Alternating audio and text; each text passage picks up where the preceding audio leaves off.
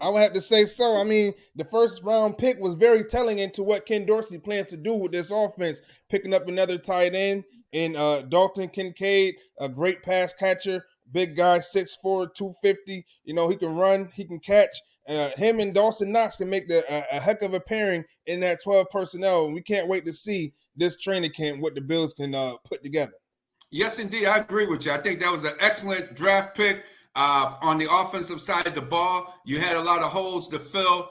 You started with only thing that got me about that pick was I don't think he had to move up. I don't think they're talking about rumors with it. It's always rumors. I don't know how Brandon B. You notice he always moves up to get somebody because he hears some rumors. And then the Cowboys didn't even pick a tight end. They went with a defensive tackle out of Michigan. So I don't know where he'd be getting his rumor mill from, but it always seems to be not. It doesn't seem to be a telling point with him, his reasoning for moving up. I think the guy would have still been there. You would have still kept you another draft pick, but I'm glad you got him in the fold. The young man looks like a very good player to come. But my really player of this entire draft so far for the Buffalo Bills is Osiris Torrance out of Florida, University of Florida, 6'4", 345-pound guard. I think this guy can play. I've seen Florida on TV. I even noticed him because he's so big. Noticed him in the game. So when I notice offensive lineman playing, hey, this guy is huge. He can play guard. I don't know if he can switch to tackle, if they could train him to become a tackle. I don't know a lot about his background. They might be able to turn him into a tackle because he sure would be a nice tackle so they could cut. They might as well just cut Spencer Brown anyway, man, because Spencer Brown, he just can't play in the National Football League at this level. Send him over to the XFL or somewhere, but Spencer Brown hasn't been able to. He's just a draft pick that didn't work out. I like him. I like this Torrance. I think Torrance can make it happen. Osiris Torrance can make things happen. The linebacker, Dorian Williams. I think Dorian Williams, coming out of Tulane, I think he's fast, he's quick, he's just not as big. So it's going to be a lot of linebackers, a lot of guys fighting for space in the linebacker position in the Bills training camp at St. John Fisher College. So it's going to be exciting to see all these players. I think obviously the rookies might have a leg up on Terrell Dotson. Terrell Dotson's a good football player, but he's just too small. He's too small for his position. He gets run over. We've seen him with our own eyes get run over several times when we got cleat marks all on his chest from trying to tackle running backs, opposing running backs. He just can't. He knows where to go. He knows where to be. He's just too doggone small. He just doesn't seem to have the physical ability.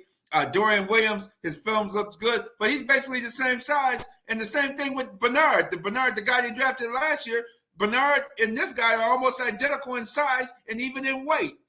So I don't know what their plans are, how to go with a small guy in the middle, or would they move, because really they could move our main guy, the best linebacker on the Bills team. They could move him into the middle and move these guys. Milano.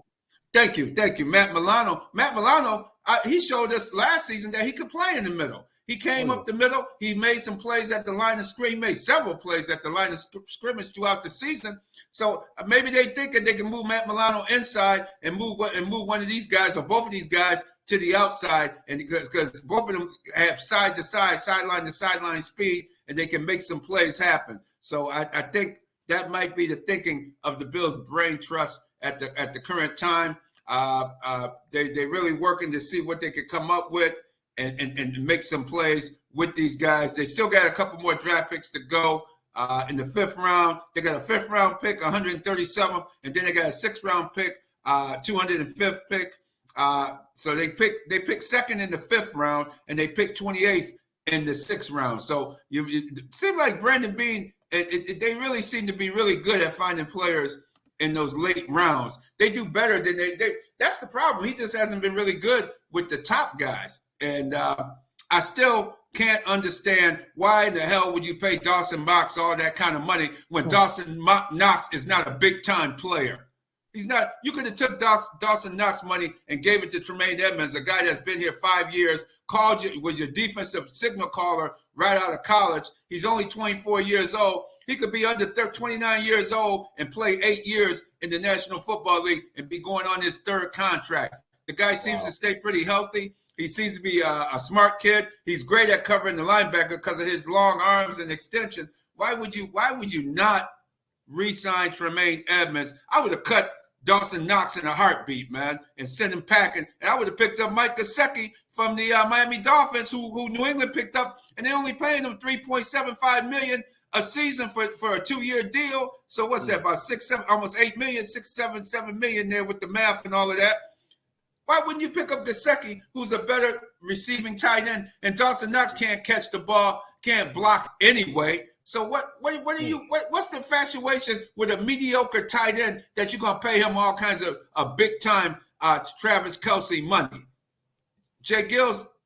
Well, Ratman, I think that's why the Bills went on and got Kennard out of Utah, simply because he is a versatile tight end. When you look at his numbers, he can block, he can catch the ball. And going back to the offensive picks, when I look at Osiris Torrance, the 59th overall pick, my God, what a massive, massive man out of Florida. Did you know this, Ratman? No sacks allowed in over 3,000 collegiate snaps. No sacks allowed. You're getting a very versatile offensive lineman, a versatile tight end. And I think more than anything, what this shows is that the Bills, they're becoming more, they're getting into that identity under Ken Dorsey. They want to run the ball and become physical. They picked up a Damian Harris. They got James Cook. They're getting these offensive linemen, these tight ends. They're going to look to run the ball, what Bills fans have been calling for season after season under the Josh Allen era. So I think that we're finally going to get that. Offensive coordinator Ken Dorsey is getting his offense together, and they're going to need to lean on this offense, especially with the departures of a lot of key players on that defensive side of the ball, starting from defensive coordinator Leslie Frazier on down. So I think that this is a great draft for Brandon Beane. The first couple rounds, he still got to finish strong, which he often seems to find some key pieces like a Benford last year and a couple other pieces who he's always seemed to make the roster. Damar Hamlin, who was gotten in the 3rd or 4th round a couple years ago out of Pittsburgh.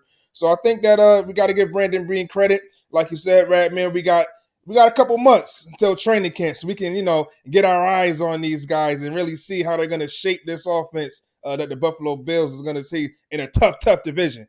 A tough division moving forward. A very tough division. And I think Miami Dolphins, how's your Dolphins looking so far in this draft?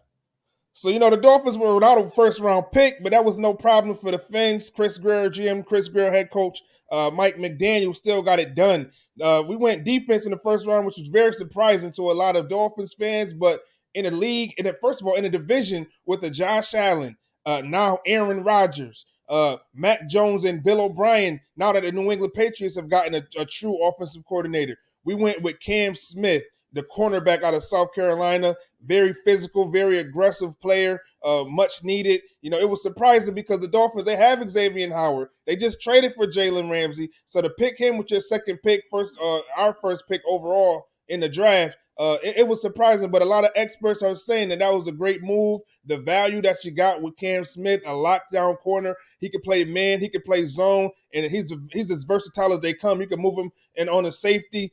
He's a problem, and you pair him with a Vic Fangio in a cornerback room with Jalen Ramsey and Xavier Howard. This Dolphins defense, that Dolphins secondary is going to be a problem. It's going to be tough, and that's just what you need in the AFC with quarterbacks left and right. I mean, you talk about great quarterbacks all over the place. Joe Burrow, Patrick Mahomes, Deshaun Watson, Lamar Jackson just got his new money. You know what I mean? Yes. Highest paid player in the league. So you're going to need a very, very good secondary. So the Dolphins had to go out and get Cam Smith. And then with our third pick, we got running back Dache Ochman. Beautiful running back, fast, twitchy. I mean, the guy runs a 4.4. He's an explosive player. So pairing him with a Chosen Anderson, formerly Robbie Anderson, Jalen Waddle, Tyreek Hill, Mostert. The Dolphins continue to add speed. They're going with their identity, and it's going to be great to watch. I think the Dolphins did pretty good with what they could do with this draft. And now, like you say, Radman, we're going to finish up strong today in rounds 4 through 7, and then it's on the OTAs and training camp, baby. Can't wait for that. Yes, and just before OTAs and training camp, you have the undrafted free agent class. I think you're going to see a lot of guys picked up during the undrafted free agents. And the thing that impressed me about the Dolphins is they still stay in their course. Like you said, they picked up some more defensive guys to go along with what they already have. I think it's going to be an interesting division. This could easily be the best division in the National Football League, the AFC East. Buffalo picking up their lineman. And the only reason I think because he stayed so long in the draft, somebody that big or that massive, and that statistic you gave about him not giving up a sack is because I think he only played the guard position. I think if he played guard tackle or could switch interchange within the line, I think he might have his stock would have went up a little bit higher and might have been drafted earlier. But I think because he plays that guard position, the Bills actually, what they could do is move Ryan Bates to center and cut. Here's another guy that needs to be cut, Mitch Morse. Mitch Morse needs to be cut outright, man. He's a good guy, nice, but he's old, man. He's old. He got too many concussions. The way he was beat down by the Cincinnati Bengals defensive front was embarrassing that last game, to see how he was just beat down in that contest. And we've seen it happen in some other contests as well. Move Ryan Bates to center. Have the young man Osiris Torrance start at the guard position. Hey, you got to get a physical line, like you said. Ken Dorsey, he come from the U. When he played at the U, the Miami Hurricanes in college were always a physical team. They always ran the ball. They went with play action passing, and that's when he was very successful as a college quarterback. And looked like he's trying to do that with the Buffalo Bills. Get the two tight end set. Remember, he had Sharkey. He had a whole bunch of tight ends there at Miami. The two tight end set that the Miami Hurricanes used to run.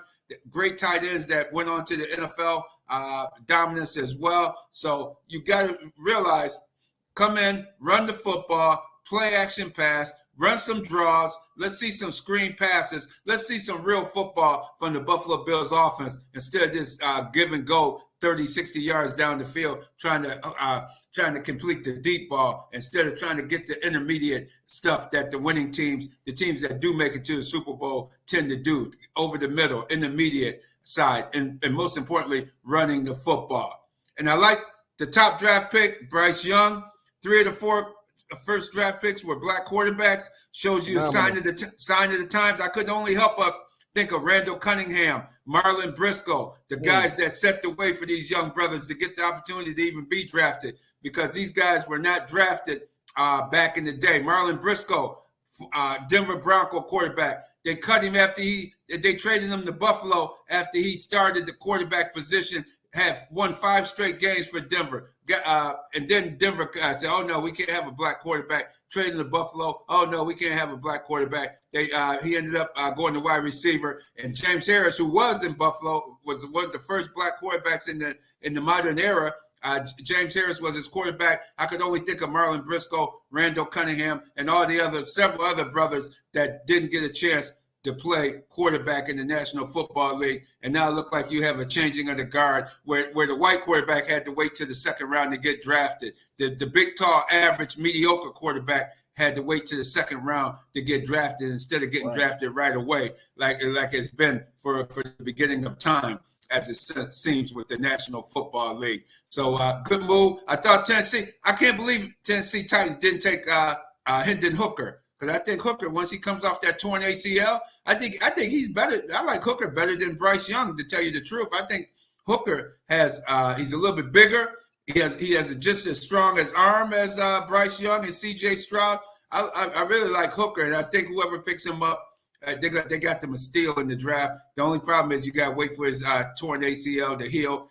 He may not be able to play this upcoming season, but hey, he's good for the future. He'd be a good future quarterback to sit behind a veteran quarterback right now and have him on the bench learning the NFL style of football. Since he had Tennessee beating Alabama last season, they won some good games before he went down with the knee injury. So watch for Hendon Hooker. Hooker would be a good guy to keep an eye out during the draft to see who picks him up as well. J-GILLZ. Absolutely. Hendon Hooker, he went 4th round to the Detroit Lions. I love Hendon Hooker. You know what I mean? He's big, physical, 6'4", can throw the football, great pocket passer.